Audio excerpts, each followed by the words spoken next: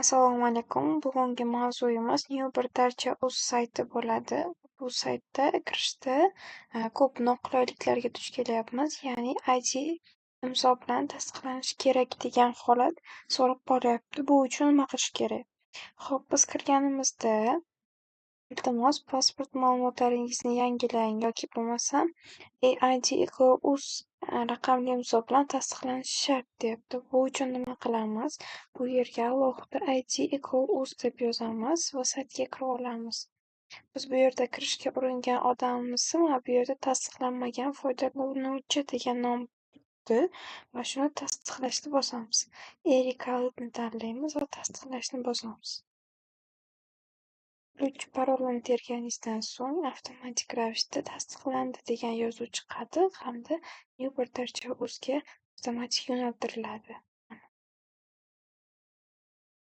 Va siz kirdingiz saytga, amaliysi bajarasiz. Foydali bo'lgan bo'lsa like bosing, izohlaringizni qoldiring.